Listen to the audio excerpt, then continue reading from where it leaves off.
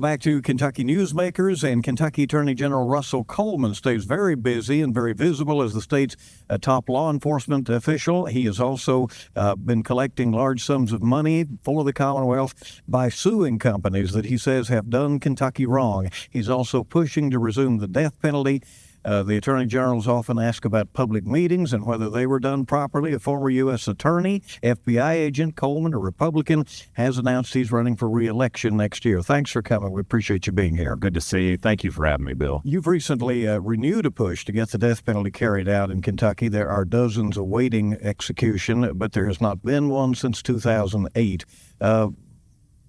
Why your latest maneuver? Well, 25 waiting on death row, and the latest maneuver because it's my job to enforce the law.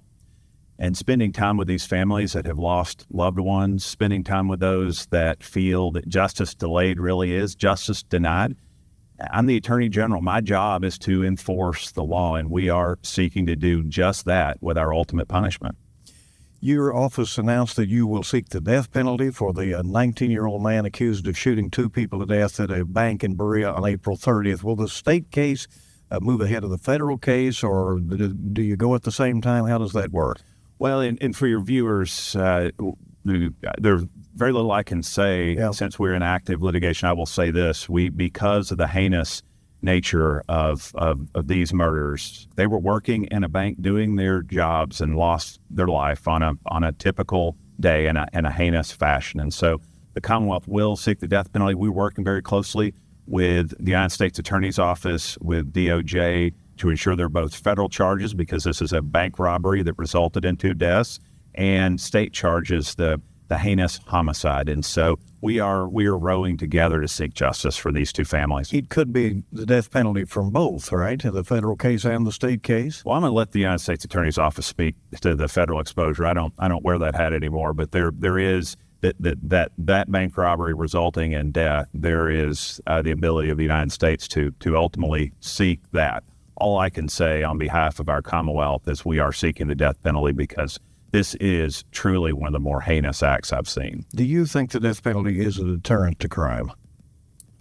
I think it's the law in our Commonwealth, and as long as I'm the Attorney General, I have a duty to seek it. I know that when the death penalty is not, when that ultimate punishment, the death penalty is not applied, that the expectation of those families that have lost their loved ones, that there is a lack of healing, that they simply can't move on.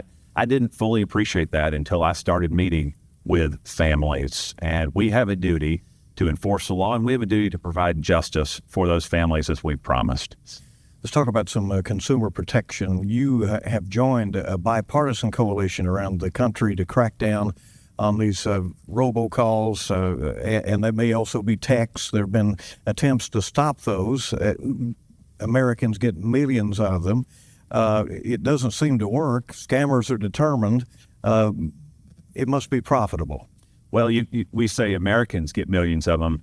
First 6 months of this year in the Commonwealth, 320 million in Kentucky alone. And every one of these is potential fraud. Robocalls sound benign, but this is attempted fraud. This is the toll scam. This is the voting scam that we're seeing. And so it is profitable. At the old Willie Sutton, you go to where the money is. That's where the fraudsters go. And we're going to continue to tighten down, working with the FCC, working with the Federal Communications Commission to do a better job deterring. If you could find out where they are, could you go after them even if they're out of state? Well, that's exactly what we're doing, working with the FCC, the Federal Communications Commission. And most recently, it was 48 attorneys general. It was almost every AG in the country. So whether they were in another state or with the FCC internationally, we have to do a better job.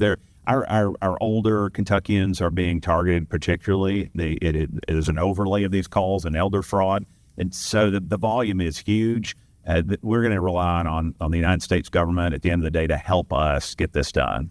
There is a settlement in a case involving a data breach with the genetic testing company 23andMe. What will that do for those who were victims? Well, first, we tend to focus on the money, the few $100,000 we're bringing back in these settlements. But what most people don't hone in on is the improvements to the platform, is the customer service, is someone actually responding to an inquiry, is the ability to monitor potential fraud.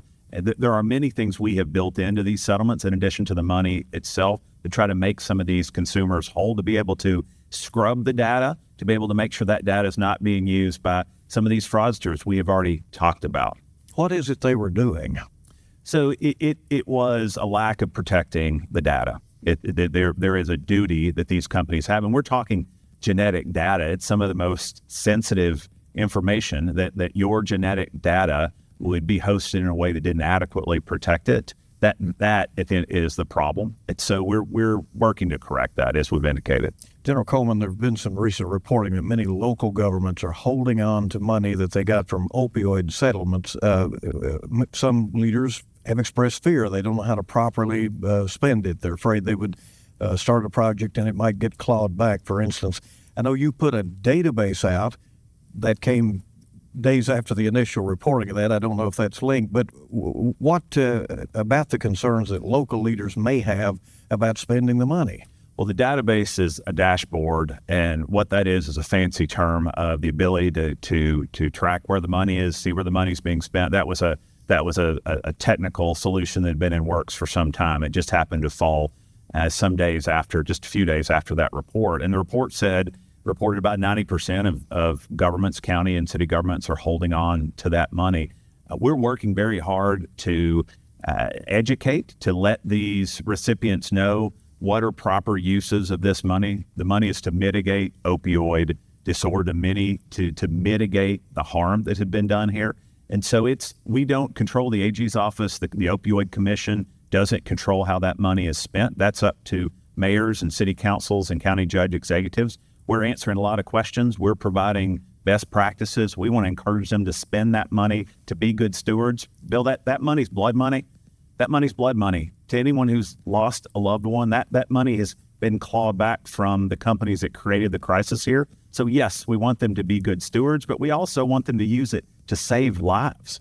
But the local officials out there, you're willing to give them advice about what is permissible and what is not. That's been an ongoing conversation since I took office at KCO, at KLC. Our door is always open. We are educating. We hold a symposium once a year where we bring hundreds of folks in from across the Commonwealth, where we show best practices. We show ways that this money can be spent in a way that is a good steward, but also ways that actually save lives, education and engagements that follow the law and save lives. You recently announced a nationwide settlement with Cash App. Kentuckians will get to more than $500,000 in that. Once again, a company that you decided to go after. Once again, it's using the Consumer Protection Statute. Bill, I'm a prosecutor. I came to this job wanting to use our criminal statutes, but not fully appreciating the degree that one of our superpowers is the Attorney General, is that Consumer Protection Statute. Whether it is the matter you just mentioned, whether it's every one of our opioid lawsuits, whether that is going after the social media companies that are creating such havoc with our kids, it's use of that Consumer Protection Statute that's the real superpower. How important is the function of your office when it comes to determining whether public meetings are properly held, whether proper notice was given to the public, whether actions taken within such meetings? And you know the backstory on that as it relates to Fayette County, but there are many counties where I know that this is coming to your office all the time with questions, right? Well, I sat right here as it relates to Fayette County, and we talked about your school board, our school board here, ultimately facilitating an illegal tax increase, and we were able to leverage that power just to draw some transparency to stop that in its tracks. So your voters in Fayette County have seen how important it is. It's a robust aspect of this job. It is enforcing and interpreting both open records and open meetings. It's a big practice within the Attorney General's office. And you just determine it and advise most of the time, right? We have a two-pronged. We both are providing counsel, but we also are the entity that folks appeal up to, sort of an appellate court, almost to look at cities and counties to determine whether they've followed the law. And it is highly technical. Oftentimes we are dinging cities and counties for very highly technical reasons. I look forward to, hopefully during my time in office, the General Assembly modernizing particularly is the open records law. This was passed at a time that we didn't have the technology that's present today. You served as legal counsel to Senator Mitch McConnell, recently expressed frustration that Governor Beshear called for more answers about the senator's health. He says people have a right to know more. We've seen since I said that, the governor doubled and tripled down. He can't stop talking about Senator McConnell's health. It is a shameless, feckless way to get in the national story. Bill, Senator McConnell has responded. He's provided a statement. I've communicated with Senator McConnell. A number of friends and colleagues have as well. The governor talked with him. No, we've texted. I haven't talked to him. I haven't been in D.C. At the end of the day, our governor acts like Senator McConnell reports to him. Senator McConnell reports to the people of his Commonwealth. He's been responsive. It's just a shameless way for this governor to try to leverage this story to be relevant at the national level. A few seconds left. You're running for re-election next year. You expect to be successful, I take it. Well, I welcome the opportunity to continue to serve and for Kentuckians to rehire me. I love this job. I love law enforcement. I love serving with the men and women of Kentucky law enforcement. And so I'll be seeking for Kentuckians to hire me for another 4 years. All right. And I know you're going to Fancy Farm, so we'll see what you have to say there, right? I can't wait to get back to West Kentucky. Everybody, we'll wrap up Kentucky.